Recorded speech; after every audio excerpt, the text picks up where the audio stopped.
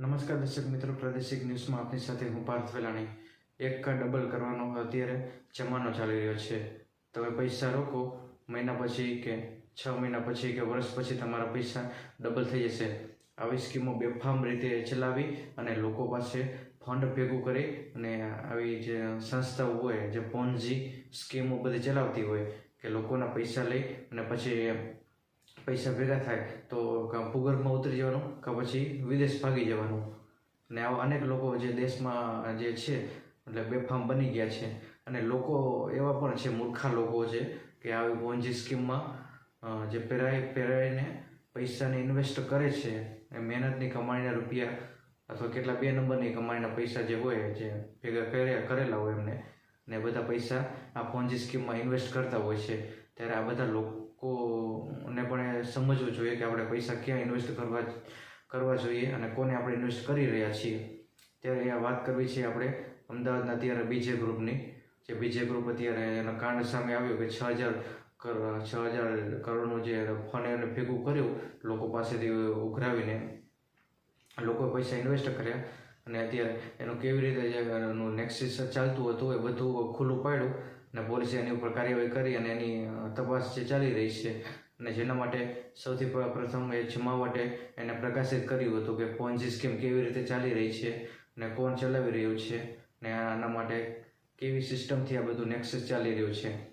ત્યારે ઘણા બધા લોકોને મજા ના આવી અને મરચા લાગ્યા એટલે દેવાંશીબેન ઉપર નોટિસો ફટકારવા લાગ્યા. એ નોટિસે પણ જે દેવાંશીબેને એના સોશિયલ મીડિયાના પ્લેટફોર્મ પર પોસ્ટ કરી છે અને જે સાપ્તાહિકનો અખબાર સોશિયલ મીડિયાનું છે એમાં બધો ઉલ્લેખ કરેલો છે અને કેવા શબ્દો જે વાપરેલા છે જે પત્રકારને છાજેને એવી ભાષાનો એનો પ્રયોગ કરેલો છે. અને હું એને જરા પણ સમર્થન નથી આપતો એને જે અખબારને. અને આ જે અખબાર છે એ જરા પણ યોગ્ય નથી અને એક પણ શબ્દ જે માનવતાને છાજેને પત્રકારને છાજેને એવા શબ્દ છે એના ને ખરેખર એવા શબ્દ એને ન જ વાપરવા જોઈએ. જે વકીલ હોય કે એ કોઈ પણ વ્યક્તિ જે લખેલું છે લખાણ એને પણ એક બહુ મોટી ભૂલ કરી છે. અને જે આવા વ્યક્તિ હોય એ જે માણસ કહેવાને લાયક નથી. હું તો એમ કહું છું મિત્રો કે જે સારું કામ કરતા હોય જે વ્યક્તિ તો એના વિરોધમાં બધા આવું લખે છે ને એમાં પણ એને જાતિવાદ કરી નાખ્યો છે. જે પત્રકાર હોય એમાં એ જાતિવાદ ન હોવો જોઈએ, એમાં પણ જાતિવાદ લાવ્યા છે મિત્રો. અને જે દેવાંશીબેન ઉપર ખોટા આક્ષેપ કરેલા છે કે એવડી મોટી ઓફિસ ચલાવે છે, પટેલો ફંડ આપે છે બ્રાહ્મણોને, એને સપોર્ટ કરી રહ્યા છે. ત્યારે અમદાવાદમાં આવડી મોટી ઓફિસ ચાલે છે, એની ઉપર તપાસ કરવી જોઈએ, ગૃહમંત્રી ઉપર તપાસ કરવી જોઈએ. હા, તો ગૃહમંત્રી નેતાઓ ખોટું કરતા હશે એમાં કંઈ ના નથી પાડતા, પરંતુ અત્યારે તમે જે કર્યું છે તમારી કંપની જે લોકોને કેવી રીતે ખોટું કરી અને જે પૈસા પડાવ્યા છે માર્કેટમાં તો એનું શું? એ તો સત્ય છે, એ તો લોકોની સામે આવ્યું.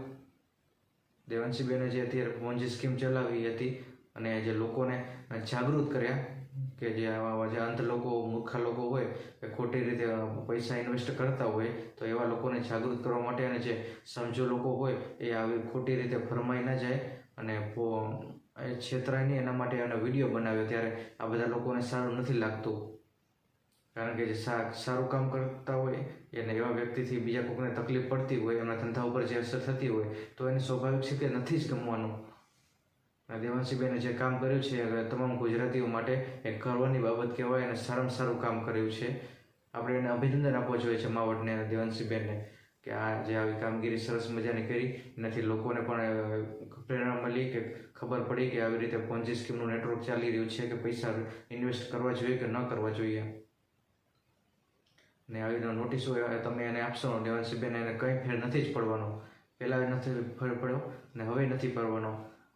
તમારા જેવા તો કેટલાય આવે ને કે 250 કરોડ રૂપિયાની માનહાનિના દાવા પણ દેવાંશીબેન ઉપર કરેલા છે, પણ એને અડધો ટકો દેવાંશીબેને ફેર નથી પડ્યો. તો તમે આવી નોટિસોથી એમને શું ફેર પડવાનો છે? આવી નોટિસો તો એમને રોજ આવે છે ઓફિસે અને એવી ધમકીઓ આપશો એનાથી એમને કંઈ ફેર નથી પડવાનો, કારણ કે સત્યની સાથે રહ્યા છે. સત્યની ને નિષ્પક્ષ જે કામગીરી કરવાની હોય અને જે તપાસ કરવાની હોય બધા પુરાવો લઈ અને જે સાચી વસ્તુ લોકો સમક્ષ મૂકી રહ્યા છે. એક એવું ડિજિટલ પ્લેટફોર્મ છે લોકો માટેનું, એક સામાન્ય માણસોનો અવાજ બનતું એક એનું ડિજિટલ માધ્યમ છે. જે ખૂબ સારી કામગીરી જે ગુજરાતમાં કરી રહ્યું છે, જે છેવાડાના લોકોનો પણ એ અવાજ બન્યા છે. ને ખોટું કરનારા માટેનો એક કાર્ડ છે, એના માટે યમદૂત છે ખોટું કરનારા માટે. ને ખોટું કરનારા લોકો ક્યારેય જમાવટને સપોર્ટ નથી જ કરવાના મિત્રો, કારણ કે એ ખોટું કરતા હોય એ બધું બહાર લાવે છે, એટલે તમારા એટલા પૈસા તમારે નથી મળવાના, તમારો એ બધો ધંધો 2 નંબરનો ભાંગી પડવાનો છે, એટલે તમને એને નહીં જ ગમે મિત્રો. ખાસ આ જ વસ્તુ કહેવા માટે અમે આ વિડીયો બનાવેલો છે, અને ખાસ જે દેવાંશીબેનને જમાવટને જે ખાસ સપોર્ટ કરવા માટે અમે બધા એને સપોર્ટ કરીએ છીએ. ગુજરાતના બધા લોકો ઘણા બધા અમારી સાથે રહી અને એને સપોર્ટ કરી રહ્યા છે, અને ખાસ એના માટે જ અમે જે નોટિસ આપવાવાળા જે લોકો હોય એને કહેવા માટે જ અમે આ વિડીયો બનાવેલો છે. નમસ્કાર.